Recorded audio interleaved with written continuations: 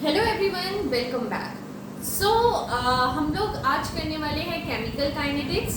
Chemical kinetics में already हम लोगों ने 2 वीडियोस आप लोगों को प्रोवाइड कर दिया है। Now the turn is for third video और आज हम लोग करने वाले हैं rate law. So shall we start? Copy pen ले लिया है आप लोगों ने? चलिए स्टार्ट करते हैं। द चैप्टर केमिकल काइनेटिक्स और आज करने वाले हैं हम लोग रेट लॉ। ठीक है, आज करने वाले हम लोग rate law. Okay, so rate law explain the dependency of ROR। Rate law explain the dependency of ROR. What is ROR? Rate of reaction। पहला किस पे डिपेंडेंस होता है या डिपेंडेंसी होता है ROR का? पहला is on the concentration of species in reaction। concentration of species in reaction। Second one, this dependence is very complex, as it changes with change in concentration of species। ठीक है, and third one, it is the simplest form of, it is the या फिर ये समझो, पहले ये दोनों समझ लो, उसके बाद I will write the third point. मैंने बोला कि रेट लॉ क्या बताता है कि ROR किस पे डिपेंड होता है। ROR डिपेंड होता है द कंसंट्रेशन ऑफ स्पीसीज का कितना कंसंट्रेशन है किसी भी रिएक्शन में। This dependence is very complex because कि with change in concentration of species ROR जो होता है वो भी चेंज होता रहता है। अब भैया ये सब चीजें बताएगा कौन? ये सब चीजें बताएगा कौन? ठीक है, ये सारी चीजें हम लोगों को बताएगा। ऐसे हम लोग कैलकुलेट करने से नहीं समझ में आएगा। The only method is experimental। Only method is experimental। ठीक है, ऐसे आपको नहीं समझ में आना है कि कंसंट्रेशन ऑफ स्पीसीज जब चेंज हो रहा है तो कैसे कैसे ROR में चेंज हो रहा है। ठीक है, सो हम लोग जो पढ़ने वाले हैं वो सिंपलेस्ट फॉर्म ऑफ डिपेंडेंस पढ़ने वाले हैं। सिंपलेस्ट फॉर्म ऑफ डिपेंडेंस पढ़ने वाले हैं। ठीक है, ओके। सपोज एग्जांपल लीजिए, एक एग्जांपल लीजिए, 2A जो है वो रिएक्ट कर रहा है B से और एक प्रोडक्ट निकाल रहा है। ठीक है, 2A जो है वो रिएक्ट कर रहा है B से और एक प्रोडक्ट निकाल रहा है। एक्सपेरिमेंटली हमको पता चला, क्या पता चला कि A का कंसंट्रेशन अगर हम डबल कर रहे हैं, एक्सपेरिमेंटली हमको पता चला अगर A का कंसंट्रेशन हम डबल कर रहे हैं तो ROR भी डबल हो रहा है। क्या मैंने बोला? एक्सपेरिमेंटली इस रिएक्शन में हमने लोगों को पता चला जब A का कंसंट्रेशन हम डबल कर रहे हैं तो ROR भी डबल हो रहा है। तो हम क्या लिख सकते हैं? ROR is directly proportional to the concentration of A। ROR is directly proportional to the concentration of A। ठीक है, कितना बढ़ रहा है? एक टाइम A बढ़ा रहे हैं, यहाँ पे 1 लिखते हैं, 1 क्यों लिख रहे हैं? एक टाइम A बढ़ा रहे हैं तो ROR A बढ़ रहा है, डबल बढ़ा रहे हैं तो डबल बढ़ रहा है।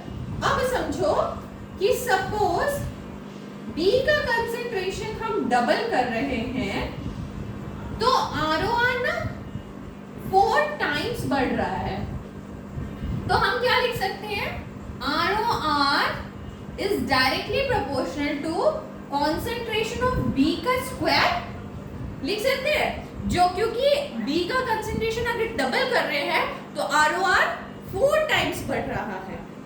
सो इससे हमको एक एक्सप्रेशन मिलता है ROR का, एक नया expression, that is K A का पावर 1 एंड B का पावर 2। ये कैसे मिला कि अगर हम ROR को डबल कर रहे हैं, A का कंसेंट्रेशन को डबल कर रहे हैं तो ROR 1 हो रहा है, डबल हो रहा है, तो हम ऐसा लिख सकते हैं B का कंसेंट्रेशन को डबल कर रहे हैं तो ROR 4 टाइम्स हो रहा है, इस ROR जो हो रहा है वो स्क्वायर हो रहा है B का कंसेंट्रेशन का, तो इससे हमको ये इक्वेशन मिल गया, ठीक है। And what is K?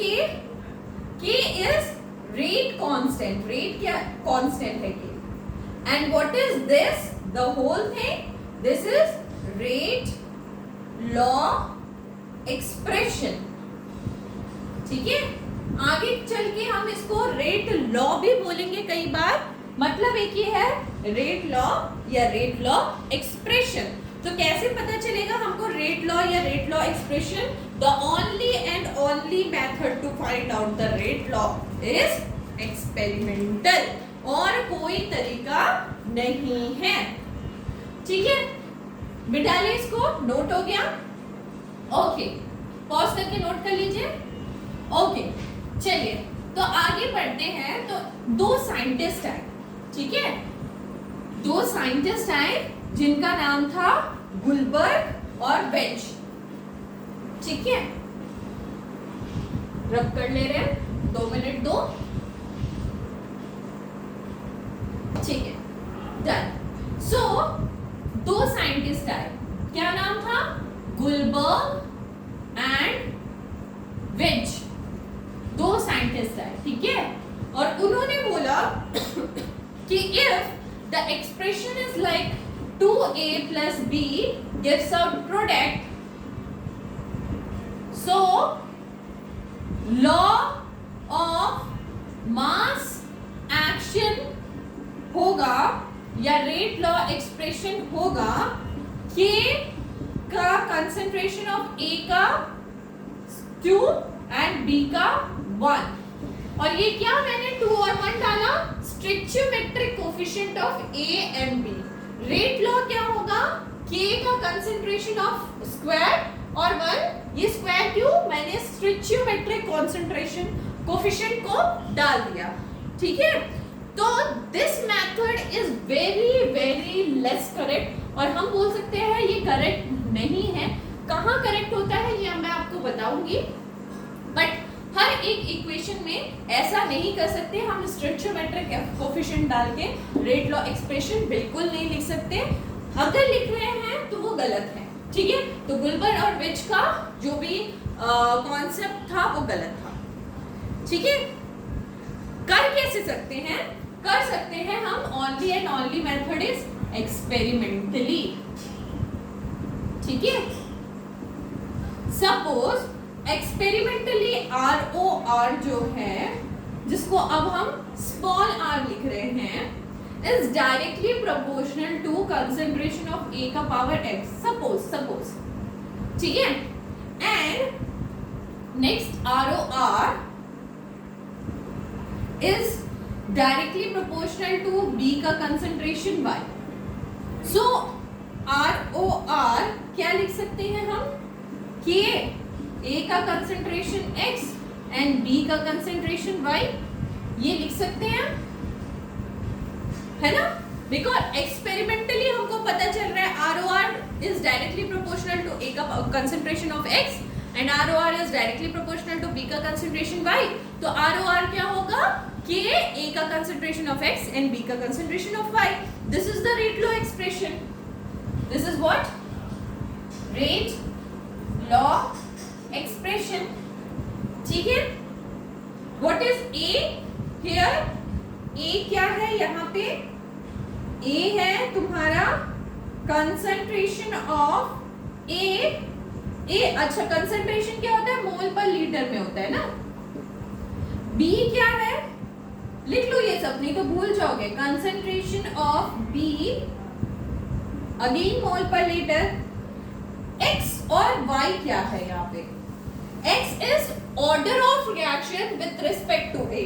क्या है X, order of reaction with respect to A, ठीक है। और ऑर्डर ऑफ रिएक्शन ध्यान रखना नेगेटिव भी हो सकता है, जीरो भी हो सकता है और पॉजिटिव भी हो सकता है।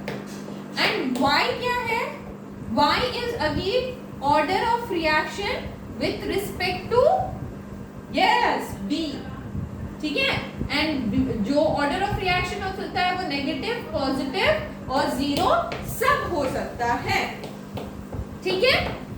अगर ओवरऑल ऑर्डर ऑफ रिएक्शन पूछा जाए, what is the overall order of reaction, ठीक है, तो क्या लिखोगे, ओवरऑल ऑर्डर ऑफ रिएक्शन क्या होगा, या फिर कोई रिएक्शन का ऑर्डर ऑफ रिएक्शन पूछा तो x प्लस वाई। अंडरस्टूड, ठीक है। And this is denoted by small n। Done. It can be negative, it can be positive, negative, positive, zero, and one more thing, fractional, ठीक है। यहाँ पे भी add कर दो, fractional भी हो सकता है, ठीक है, fractional भी हो सकता है, ठीक है, ठीक है। समझ में आया। Overall rate order of reaction जो होगा ORDER, overall order of reaction जो होगा वो क्या होगा, x plus y, and that overall order of reaction is denoted by n। It could be negative, positive, zero और फ्रैक्शनल, सब कुछ हो सकता है। What is k here, k कई बार बुक में लिखा रहता है रेट कांस्टेंट, कई बार बुक में लिखा रहता है वेलोसिटी कांस्टेंट, कई बार लिखा रहता है स्पेसिफिक रेट कांस्टेंट या फिर रिएक्शन कांस्टेंट, ठीक है। कुछ भी हो मतलब सेम है, ठीक है। सो ROR is here K concentration of A to the power X B to the power Y। Done, यहां तक समझ आ गया। ओके, नाउ अगर आपका नोट हो गया है तो मैं मिटा लेती हूँ। चलिए, मिट गया। अब देखो, if the concentration of all species in the rate of reaction is 1 unity, ठीक है।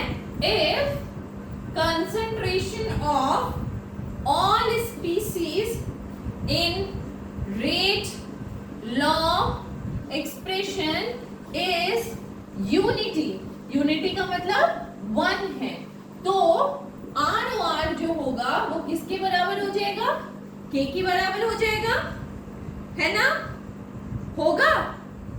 Okay, so unit of K क्या लिख सकते हैं, यूनिट ऑफ K क्या हो जाएगा, यूनिट ऑफ K होगा ROR by concentration of A का X एंड B का पावर Y, ठीक है।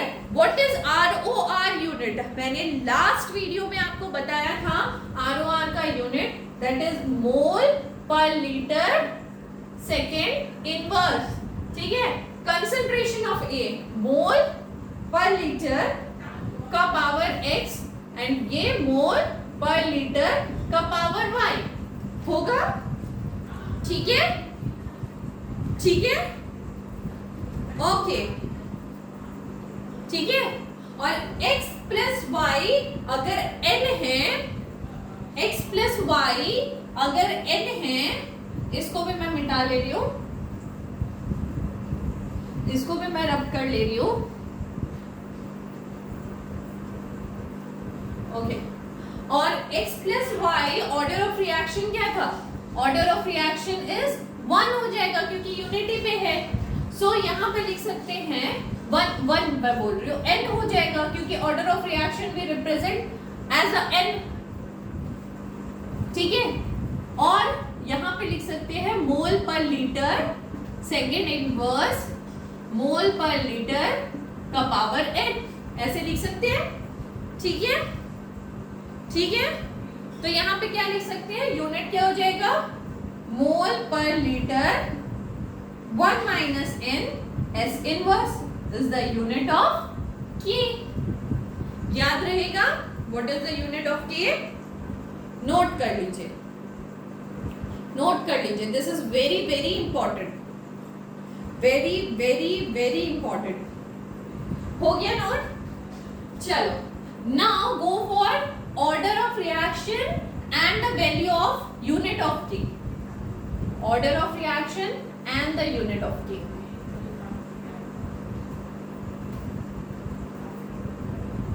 order of reaction n and the unit of k। ये बहुत इंपॉर्टेंट है यार, ये चार्ट एकदम याद कर लो, एकदम रिमेम्बर कर लो। अगर ऑर्डर ऑफ रिएक्शन जीरो हुआ, जीरो ऑर्डर ऑफ रिएक्शन, ठीक है, जीरो ऑर्डर ऑफ रिएक्शन, तो इसका यूनिट होगा मोल पर लीटर सेकेंड इनवर्स। अगर फर्स्ट ऑर्डर ऑफ रिएक्शन हुआ, फर्स्ट ऑर्डर ऑफ रिएक्शन हुआ, इसका यूनिट होगा सेकेंड इनवर्स। अगर सेकेंड ऑर्डर ऑफ रिएक्शन हुआ तो इसका यूनिट होगा मोल per litre inverse second inverse. अगर अगर ऑर्डर ऑफ रिएक्शन हाफ हुआ, मैंने बोला था ना फ्रैक्शनल भी हो सकता है, ऑर्डर ऑफ रिएक्शन हाफ हुआ तो इसका यूनिट होगा मोल पर लीटर 3/2 सेकेंड इनवर्स। याद रखना और इसको एज अ इम्पोर्टेंट नोट कर लो, ठीक है। ये अगर नहीं दिख रहा है, this is second inverse. Done, ठीक है।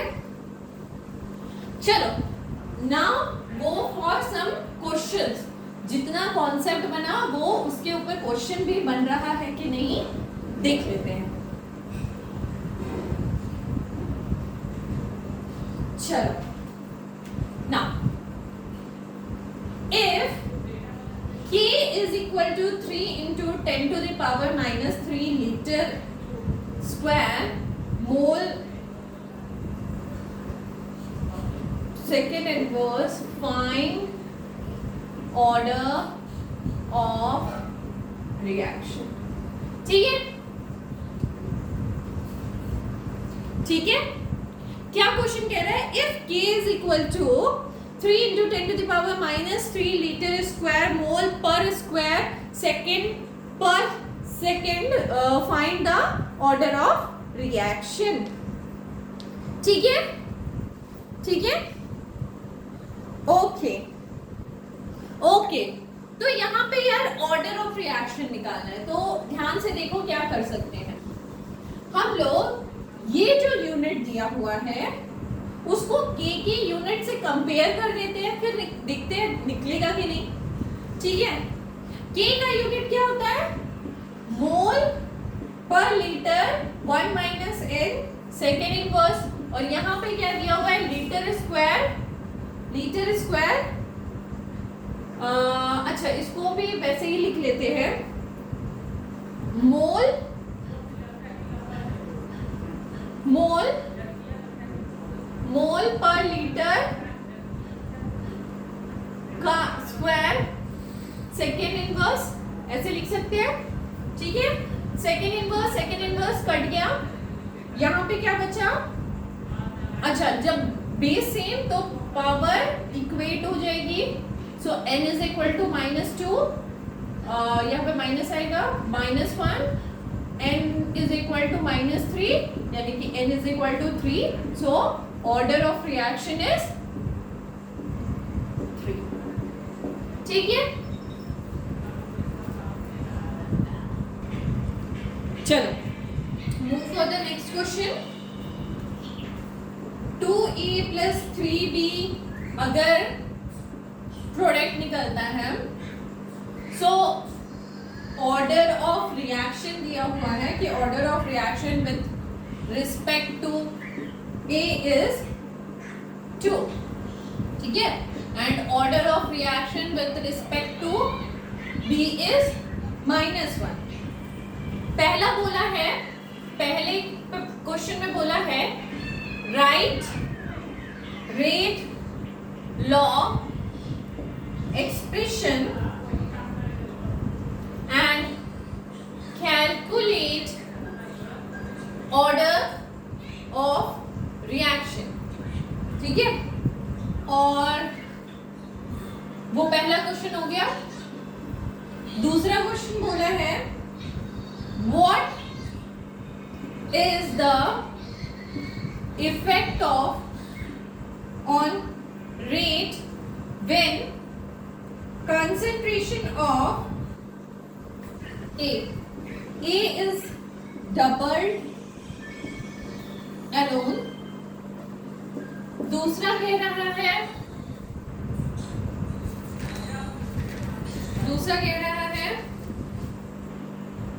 concentration of B is half। C कह रहा है concentration of A and B both is doubled। D कह रहा है volume of container increase 3 times। ठीक है, क्वेश्चन को ध्यान से पढ़ो, 2 मिनट सांस लो, क्वेश्चन को अच्छे से पढ़ो, समझो और उसके बाद मेरे साथ करना शुरू करो। क्या कह रहा है, order of reaction with respect to A दे दिया है हमें, order of reaction with respect to B दे दिया है हमें कहा है right rate law expression and calculate order of reaction. ठीक है, सो सबसे पहला क्वेश्चन क्या पूछा है, रेट लॉ एक्सप्रेशन। तो क्या होगा कि कंसंट्रेशन ऑफ ए और ऑर्डर ऑफ रिएक्शन ए का क्या दिया हुआ है 2, concentration of B order of reaction of B क्या दिया हुआ है -1। This is the rate law expression. हो गया। Now go for second one, context order of reaction. Order of reaction, order of reaction is 2 plus x plus 5 मैंने बोला था, तो 2 plus -1 is 1, so order of reaction is 1। यहां तक समझ आ गया होगा सबको, ठीक है। नेक्स्ट चीज ध्यान से, नेक्स्ट चीज सेकेंड क्वेश्चन का पार्ट ए कि RO मतलब रेट पे क्या असर पड़ेगा। तो ROR मेरा पहले क्या था कि A का कंसंट्रेशन ऑफ 2 एंड B का कंसंट्रेशन इज -1। क्या असर पड़ेगा जब A का कंसंट्रेशन हम डबल कर देंगे। चलो, सो हम इसको लिख लेते हैं R1, ठीक है, this is R and this is R1। तो कंसंट्रेशन ऑफ A मैंने डबल कर दिया, समझ आया, कंसंट्रेशन ऑफ A मैंने डबल कर दिया। अब अगर मैं R डैश बाई R करती हूं, ठीक है, मैंने क्या किया, R dash is divided by R, तो क्या होगा कि कट जाएगा, माइनस बी कट जाएगा, ए कट जाएगा और यहाँ पे बच जाएगा 2 का पावर स्क्वायर यानी कि 4 टाइम्स। क्या समझ आया, अगर मैं ए को डबल करती हूँ तो क्या होगा, ROR 4 टाइम्स बढ़ जाएगा। ठीक है, डन। चलो, नोट हो गया। Move for the second one, same तरीके से करेंगे। Move for the second one, same तरीके से करेंगे। क्या कह रहा है कि अगर कंसंट्रेशन ऑफ बी को हमने हाफ कर दिया, कंसंट्रेशन ऑफ बी को हमने हाफ कर दिया। तो पहला आर क्या था, के ए का स्क्वायर बी का पावर -1, और मैंने क्या किया, R next R this is R dash, concentration of B को हाफ कर दिया, ठीक है, हाफ कर दिया। दोनों इक्वेशन को अगर मैं डिवाइड करती हूं तो क्या होगा, ये इससे कट जाएगा, ये इससे कट जाएगा, ये इससे कट जाएगा, आंसर क्या बचेगा, R dash is equal to half का power -1, that is R dash is equal to 2 times. Done, done, okay. Now the third one, third one क्या कह रहा है कि अगर मैंने concentration of A and B दोनों ही डबल कर दिए, तो मेरा आर पहले क्या था, कि ए का स्क्वायर बी का -1 एंड ए और बी दोनों ही डबल कर दिया है, ठीक है, ठीक है। तो क्या होगा, अगर मैं डिवाइड करूंगी तो ये दोनों कट जाएगा, ये दोनों कट जाएगा, ये दोनों कट जाएगा, तो आर डैश रह जाएगा 2 का स्क्वायर एंड 2 का पावर -1, है ना। तो ये हो जाएगा 4 into 1/2, दैट इज 2 टाइम्स। समझ आ गया, समझ आ गया, ओके। यहां तक तो बातें क्लियर हो गई, यहां तक तो बातें क्लियर हो गई। अगर यहां तक बातें क्लियर हो गई, next go for the last question. Last question is volume of container. ध्यान से देखना, last question is volume of container. ध्यान से सोचो, अगर हम कंटेनर का वॉल्यूम बढ़ा देते हैं, कंटेनर अभी छोटा सा था, उसमें concentration of A and be something था, मैंने कंटेनर का साइज बहुत बड़ा कर दिया, तो वॉल्यूम क्या होगा, मतलब कंसंट्रेशन क्या होगा, सॉरी वॉल्यूम नहीं, कंसंट्रेशन ऑफ स्पीसीज क्या होगा, कम नहीं हो जाएगा। तो जैसे जैसे मैं वॉल्यूम ऑफ कंटेनर बढ़ाती हूं, कंसंट्रेशन ऑफ स्पीसीज कम होता जाता है ना। सो मैं क्या लिख सकती हूँ कि अगर मेरा पहले आर के ए का स्क्वायर था एंड बी का पावर -1 था, अब आर डैश मेरा क्या हो गया है, if container is increase 3 time, तो कंसंट्रेशन 3 टाइम डिक्रीज नहीं हो जाएगा, concentration of A 3 time decrease नहीं हो जाएगा, होगा, है ना, क्योंकि कंटेनर 3 टाइम बढ़ गया है, कंटेनर 3 टाइम बढ़ गया है, तो कंसंट्रेशन ऑफ स्पीसीज 3 टाइम घट जाएगा, ठीक है। तो घट गया, तो ये कट गया, ये कट गया, ये कट गया, तो बचा मेरे पास answer R dash is equal to 1/3 का स्क्वायर और 1/3 का -1। सॉल्व करो, आंसर इज 1/3 टाइम्स, ठीक है, ठीक है, वेरी नाइस, वेरी नाइस। सो इतना समझ आया। चलो एक क्वेश्चन और करते हैं, उसके बाद एक होमवर्क क्वेश्चन देंगे, ठीक है, ओके। बेटा लेने दो मुझे, ओके ओके।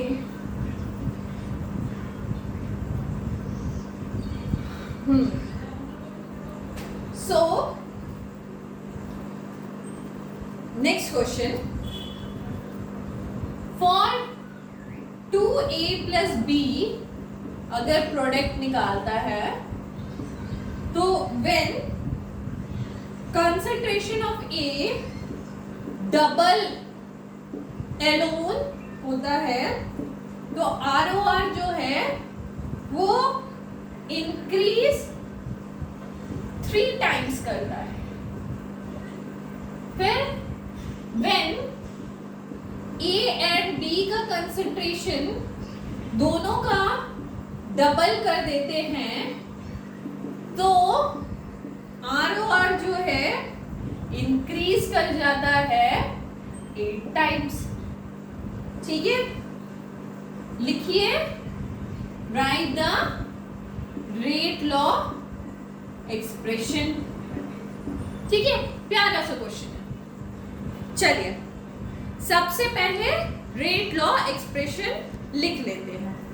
तो रेट लॉ एक्सप्रेशन में मेरा ROR is K concentration of A का मेरे को ऑर्डर ऑफ रिएक्शन नहीं दिया हुआ है, तो suppose we take it X and B का भी ऑर्डर ऑफ रिएक्शन नहीं दिया हुआ है, suppose we take it Y। But एक चीज दिया हुआ है कि अगर मैं concentration of A alone double करती हूं, ठीक है, तो ROR भैया 3 टाइम्स बढ़ जाता है। ठीक है, ठीक है। और अगर मैं दोनों का कंसंट्रेशन डबल करती हूं तो मेरा ROR 8 टाइम्स बढ़ जाता है। ठीक है, एंड यहाँ पे रेट ऑर्डर ऑफ रिएक्शन में लिख लो, ऑर्डर ऑफ रिएक्शन में फाइंड आउट करना है, अदरवाइज मेरे को फाइंड आउट करने के लिए कुछ रहेगा ही। ऑर्डर ऑफ रिएक्शन, ठीक है, ठीक है। सो सबसे पहले देखो, अगर I will give it 1, equation number 2, equation number 3, ठीक है।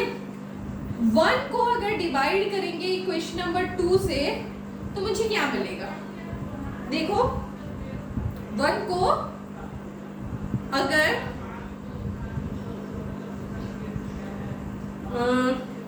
या कैलकुलेशन में काफी टफ हो जाएगा, इसको डबल कर दो, नहीं तो कैलकुलेशन बिकम टफ। ऐसा क्वेश्चन नहीं देगा जो उसमें आपको कैलकुलेशन टफ पड़ जाए।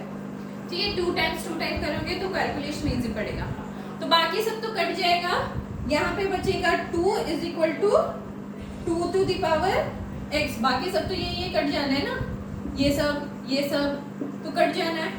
तो 2 equal to 2 to the power x बचेगा। सो अब x is equal to 1, so order of reaction is 1 for x। अगर 1 को डिवाइड बाय 3 करते हैं तो क्या होगा?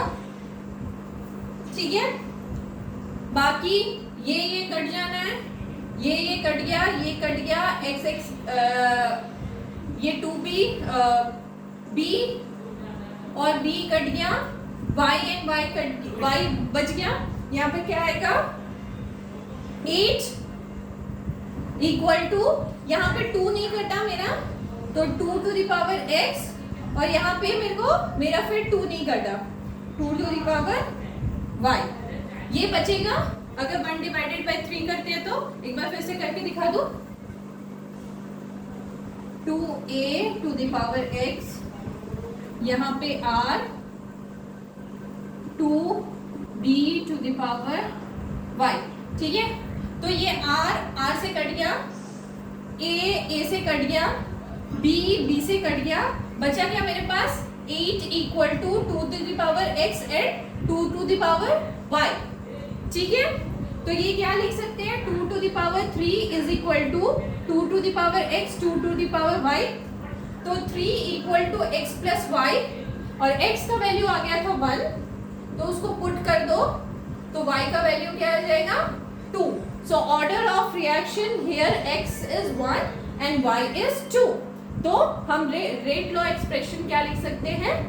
k a का पावर x तो 1, b का पावर y तो 2।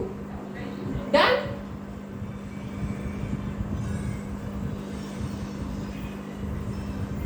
Done, clear?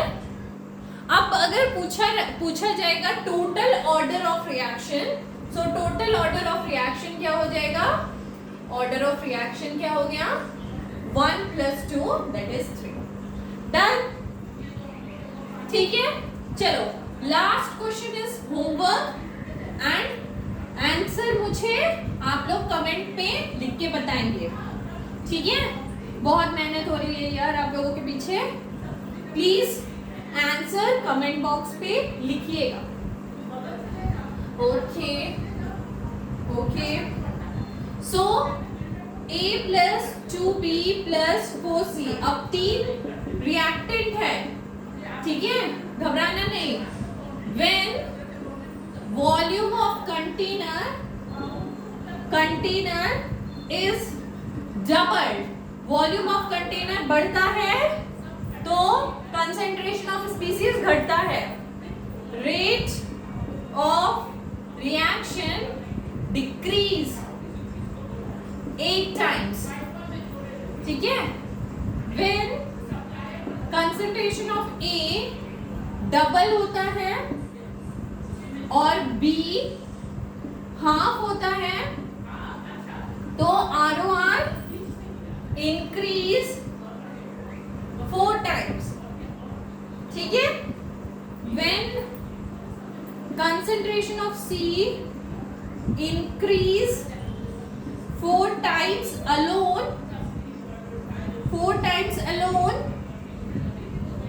then ROR is increased 64 times, ठीक है।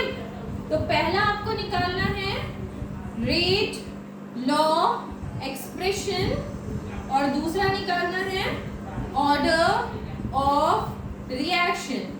प्लीज इसको सॉल्व कीजिए और नीचे कमेंट बॉक्स पे आंसर लिखिए, ठीक है। सो नीचे कमेंट बॉक्स पे आंसर लिखिए, ठीक है। So this is all about ROR या फिर rate law expression. Next video में हम लोग 0 ऑर्डर रिएक्शन से स्टार्ट करेंगे। ओके, चलिए आज के लिए बस इतना ही, बाय बाय।